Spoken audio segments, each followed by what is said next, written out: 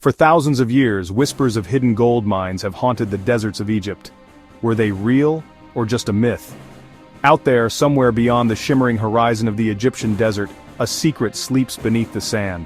It's a legend whispered on the hot winds for millennia, a story of unimaginable riches, of mountains laced with pure gold, and of mines that simply vanished from history.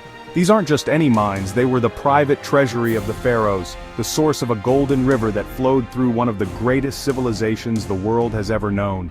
For centuries they were worked by thousands, their locations known only to a select few. Then, as empires crumbled and sands shifted, they were lost.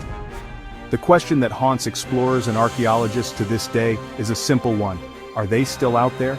Could entire networks of ancient gold mines lie hidden, just waiting to be found? To understand ancient Egypt's obsession with gold, you have to forget everything you know about money. For them, gold wasn't just a way to buy things. It was something far more profound, something sacred, the very flesh of their gods. The sun god, Ra, was said to have a body made of pure gold. Because gold never tarnished, never rusted, and never decayed, it symbolized immortality. It was perfect for gods, and for those who wished to become gods, the pharaohs. This belief shaped their afterlife. Tombs were eternal palaces to launch the pharaoh into the next world. Sarcophagi were gilded, funeral masks crafted from solid gold, and even organs in canopic jars protected by golden shrines. By encasing themselves in the flesh of the gods, they sought rebirth and eternal life.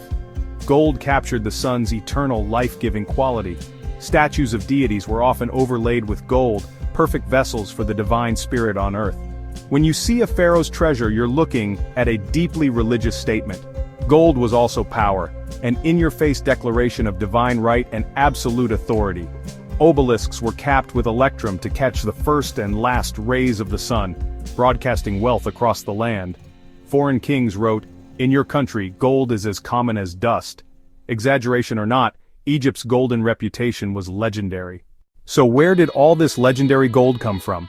Not the fertile Nile Valley, but the forbidding east and south. The primary source was the eastern desert, rich in quartz veins that carried gold. Wadi Hammamat was a highway for expeditions and prized stone. Another major source was Nubia, likely named for Nub, meaning gold. Egypt colonized and fortified it, turning it into a river of tribute. The Turin Papyrus map, dating to Ramesses IV, is the world's oldest surviving geological map. It charts a stretch of Wadi Hammamat, marking mountains, gold mines, miners' settlements, and roads. It distinguishes mountains of gold and silver, even noting a temple and a well, a true ancient treasure map. But knowing where to dig was only half the battle. They heated rock with fire, then doused it with water to crack it. With bronze chisels and stone hammers, they chipped away at hard quartz. Broken ore was hauled to the surface by the very young and the very old. Strong men crushed rock, women and elders ground it into powder. Water carried away lighter waste, heavier gold specks remained. Gold dust was smelted with fluxes, cast into ingots and sent to the pharaoh's workshops. State-sponsored expeditions mobilized thousands, workers, soldiers, scribes, for months or years. They sustained vast supply chains across barren wasteland. Under powerful rulers like Thutmose III or Ramesses II, gold flowed to fund monuments and wars. In weaker times, mines fell silent, gold dwindled, and influence waned. Egypt's rise and fall was tied to one precious metal, the sun's golden tears. As the new kingdom declined, invaders, strife, and distance eroded Egypt's grasp on the desert. State expeditions ceased, supply lines broke, forts in Nubia were withdrawn. Shifting sands covered entrances and erased the roads. Within generations, precise locations were forgotten and became legend. The idea of a lost mine is irresistible, not just lost treasure, but a place vanished from the map. Stories spread, mountains filled with gold, jinn guarding shafts, spirits of dead miners.